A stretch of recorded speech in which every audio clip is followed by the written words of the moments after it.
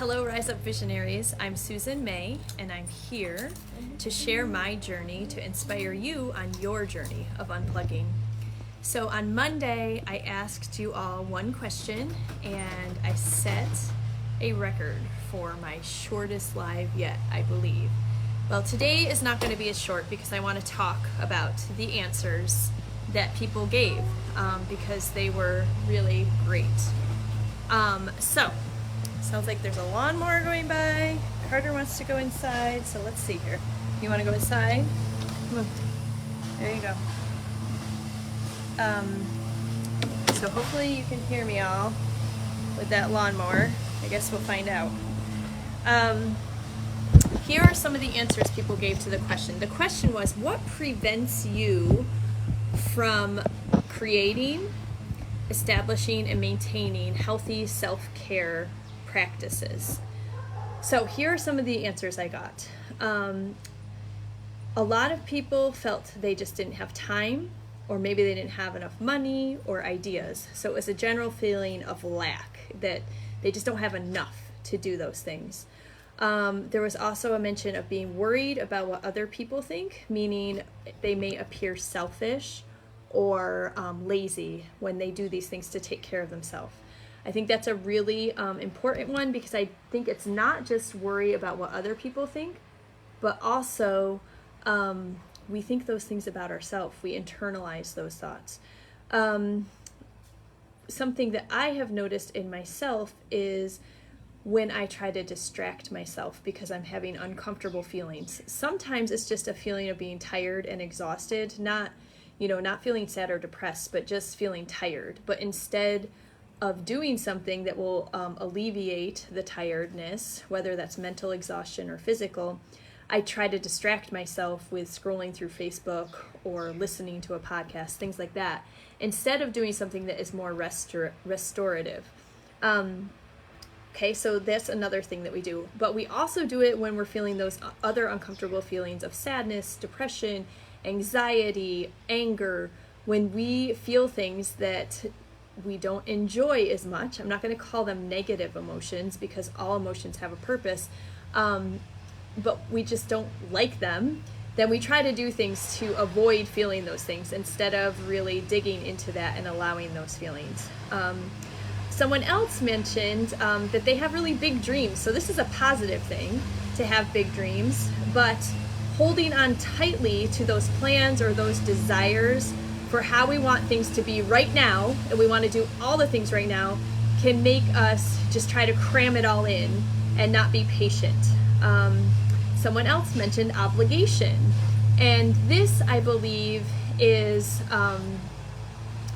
when the way I interpret this is that when someone fills their time with other things that they feel they need to do, whether that be things for their children or things for friends or their husband or partner or wife or just family, extended community, filling time up with those other people's needs and feeling obligated to fill those needs. Another person mentioned their ability to ask for help, which is spot on. I know so many of us struggle, especially mothers who want to be independent, or fathers, or just people in general, when we think that we should be able to do it ourselves, so we don't ask for help. Okay? The last one I want to mention before I move on is kind of a special case, and a dear friend commented, who has an autistic son, just like I do, and she said what keeps her from taking care of herself is trauma and exhaustion, and that strikes very close to my heart. I actually feel very fortunate in our situation for a lot of reasons, and that's a whole nother live or blog, but I just want those people to know that they are in my heart. It's not an easy situation, and they need to learn how to ask for help and find ways to care for themselves every day. If there ever goes a day or two where you're not doing something, you need to find time in your week. And they know that. We all know that. So that's not always the most helpful advice. But the more we work it into our daily lives, the better. Okay, so all of those other things, the lack, the worried about what other people think, not wanting to feel our feelings, or feeling obligated to fulfill other people's needs, are stemming from one root cause, I believe, and that is feeling like you don't deserve your self-care practices. You don't deserve them.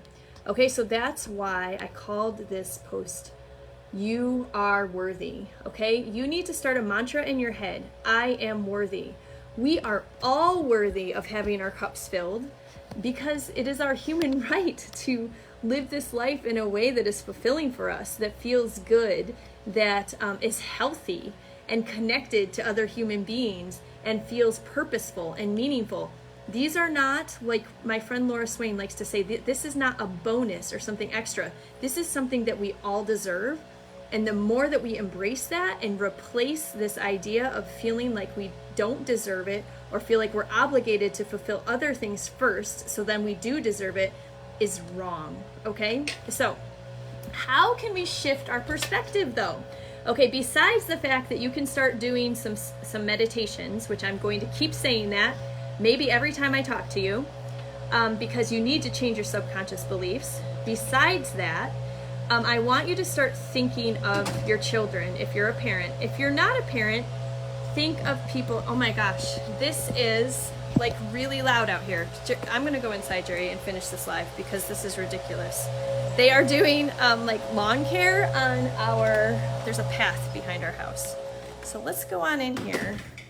I want you to think of your children, or if you don't have your own children, think of children in your life, okay? And think of what you want for them. Okay, first of all, how do you want them to live their lives when they are adults? What hopes do you have for them for a good life? Of course, we want them to be generous. We want them to be hardworking. We want them to be successful, whatever that means to them. But do we want those things for them in sacrifice to their self-worth? Okay? In other words, are those things more important than them believing that they are worthy? Of course not. Okay? We want them to believe and know deep in their bones that they deserve to be rested, loved, nourished, fulfilled, and connected to a supportive community. Don't you want those things for your child?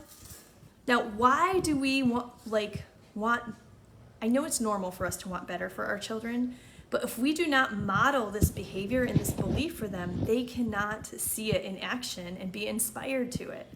I think this is very clear when we start thinking about it.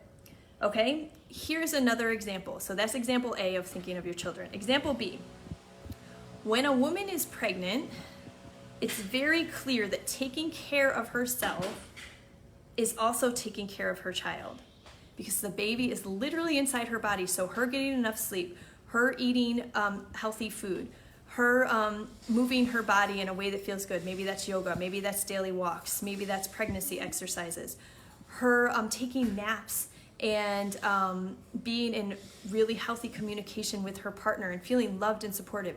All of those things are so important. Her stress level, that she feels not anxious and stressed all the time, because those are hormones in her body.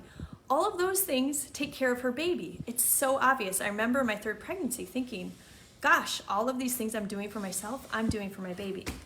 Okay, so what if the truth is that doesn't change when the baby is born? Could that be possible?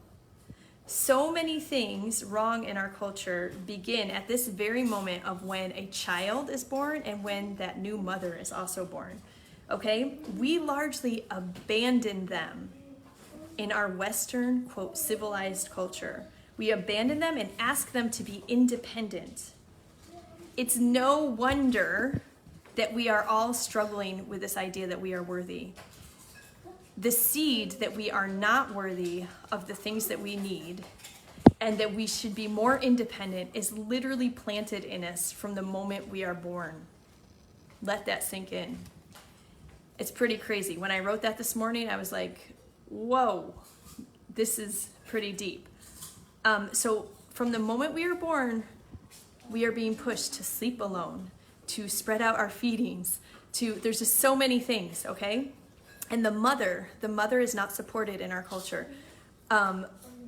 moms taking their older children to classes a week after they're born, going back to work within days and a week. This is not how it's meant to be. With my third, my mom came to my house for 2 weeks. I stayed in my bedroom for a full week. Then in the second week, I started going downstairs. That was it. It was unbelievable. I have never felt so loved and cared for in my life. And it was thanks to my midwife that really, she didn't require it, but she pretty much said, this is what you should do, which was such a gift and a blessing to me. So the truth is, when your needs are fulfilled, you are taking care of others. When you are fulfilled, you are taking care of others because you're your best self. You're able to give back to others. You want to give back to others, okay? This is something you need to know in your bones. In your bones. Write it in your bones and start believing it and start living it every day. Take care of yourself. And always remember, be bold, be brave, be you, because who else is there to be? I love you all, and I will be back Monday at 11 a.m. Bye.